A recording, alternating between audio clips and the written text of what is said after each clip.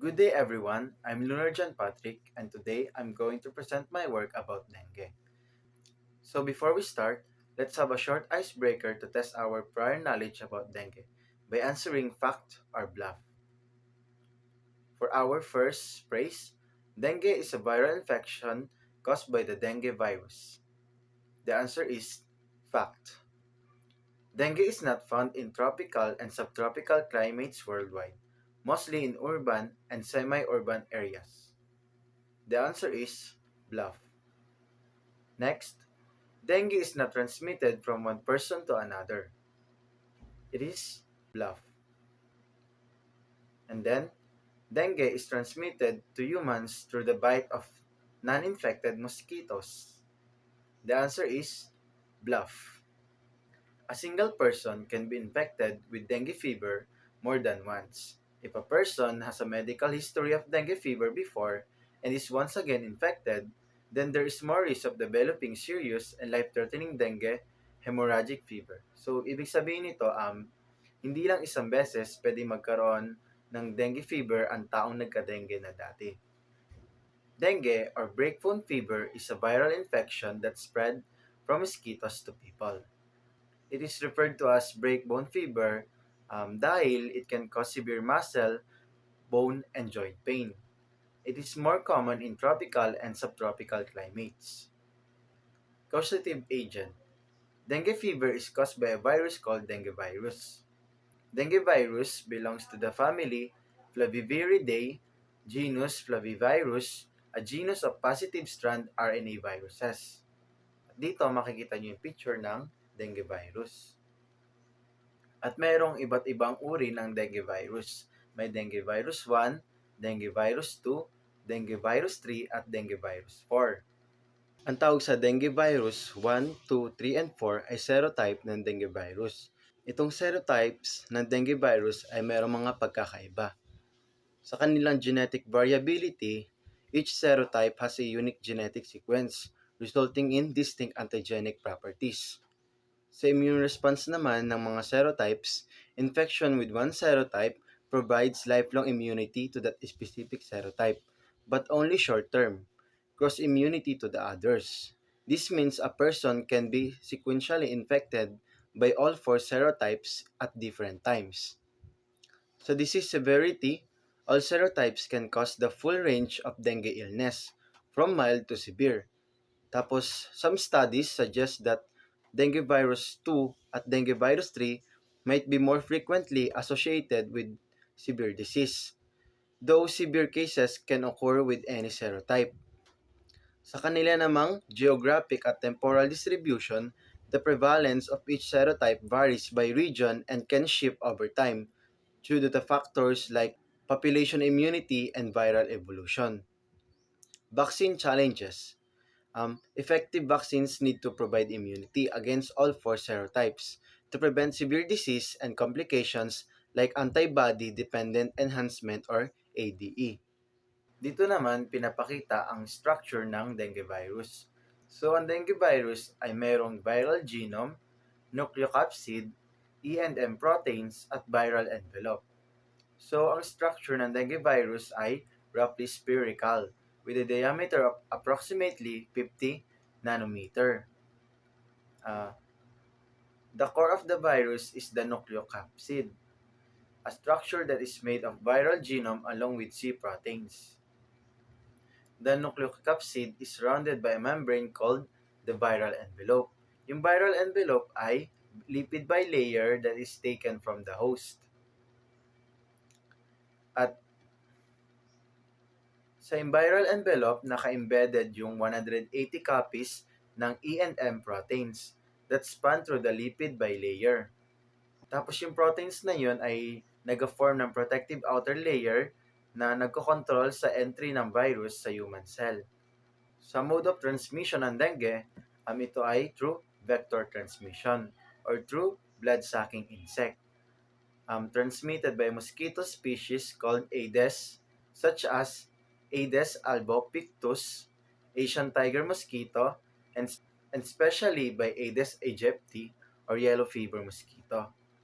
Um, Ang dengue is usually transmitted by female Aedes mosquito, which normally bites an infected person in the morning to take blood and spread the virus any time of the day. Once na mag-bite ang uninfected mosquito sa infected person, yung mosquito na yun is magiging infected na lifetime or buong buhay ng mosquito. Dito makikita natin yung picture ng Aedes aegypti o yung yellow fever mosquito at yung Aedes albopictus or yung Asian tiger mosquito. Ang nagtatransfer ng dengue virus ay yung Aedes aegypti pero in some cases, meron ding Aedes albopictus ang nagtatransfer ng dengue virus. So dito, makikita natin yung pag-transfer ng dengue virus mula sa uninfected mosquito, magbabite siya sa dengue-infected person, tapos yung mosquito na yun magiging infected mosquito na, tapos magbabite siya sa other uninfected person. At magiging infected person na rin yung uninfected person dahil nga sa dengue virus mula sa infected mosquito. Dito naman sa kabila, makikita natin na yung unvaccinated healthy person ay maaring ma-hospitalize or magkaroon ng hospitalization. In other terms naman, magiging dengue carrier siya. Tapos yung vaccinated healthy person will remain healthy. Sa pathogenesis naman ng dengue virus ay first magsisimula ito sa mosquito bite. Yung Aedes mosquito inject dengue virus into the skin and bloodstream when it bites the human. O yung infected mosquito are magbabite sa human. Tapos sa viral entry, the virus infects local dendritic cells, macrophages at monocytes. Then, third, initial replication, dengue virus replicates these cells and spread to nearby lymph nodes. Then magkakaroon ng viremia. New virions enter the bloodstream, spreading the infection systematically and causing initial symptoms like fever and muscle pain. Then magkakaroon ng immune response. The immune system activates producing cytokines and antibodies to combat the virus. Then, antibody response. In primary infections, neutralizing antibodies help clear the virus. In secondary infections naman, non-neutralizing antibodies may enhance viral entry into cells, yung antibody-dependent enhancement o yung ADE, potentially leading to severe disease. Tapos, severe manifestations. Severe cases may result in increased vascular permeability, leading to shock and bleeding, or yung dengue hemorrhagic fever, DHF. Thus, recovery or progression. Most individuals recover as the immune system clears the virus, but severe cases can lead to complications and death if untreated. Tapos, yun, tinatawag na nating post-infection immunity. Lifelong immunity to the infecting serotype is established with temporary cross-immunity to other serotypes. Sa clinical manifestation, meron tayong high fever, muscle and joint pain, vomiting, skin rashes, pain behind eyes, headache, at bleeding from mouth and nose. Meron tayong 3 phases ng dengue, ang febrile phase, critical phase, at convalescent phase. Sa febrile phase, ang infected person ay makakaranas ng high-grade fever that lasts 2 to 7 days, severe headache, retroorbital pain, severe arthralgias or joint pain, severe myalgias or muscle pain, bone pain, macular or maculopapular rash, at meron ding nausea and vomiting.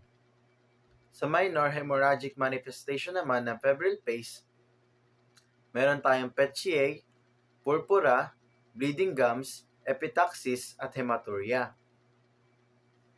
Sa critical phase naman ng dengue, ito ay begin after defervescence and typically last 24 to 48 hours. Dito nagkakaroon ng reappearance of fever o yung tinatawag na saddleback fever. Yung patient with plasma leakage can develop severe dengue. Sa increased plasma leakage, maaari magkaroon ng pleural infusion at ascites. Sa reduced blood volume naman, merong hypotension, tachycardia, tachypnea, reduced level of consciousness, at hemoconcentration. At meron ding hypovolemic shock. Sa convalescent stage naman ng dengue, merong stabilized blood volume, stabilized hemodynamic status, stabilized hematocrit, at white blood cell and platelet count rise. Sa laboratory diagnosis ng dengue, merong polymerase chain reaction or yung PCR na tinatawag. Ginagawa ito to identify the virus present in the collected sample. Sa blood test naman, another laboratory diagnosis for dengue, this test involves the detection of antibodies to the virus. These antibodies are normally produced 5 to 7 days after the infection. Sa treatment ng dengue virus, meron tayong Dengvaxia. Dengvaxia ay binibigay sa mga tao na nagkaroon na ng dengue at least once and live in places kung saan yung dengue or yung disease na yun is common. In most cases, dengue fever can be treated at home with pain medicine. And for people with severe dengue, kailangan na ng hospitalization. Sa prevention naman ng dengue fever vaccine should be taken. Exposure to mosquitoes should be avoided. This is possible by drainage of stagnant water or yung mga stuck na water tulad sa mga timba, sa mga lata-lata, sa mga gulong, ganon.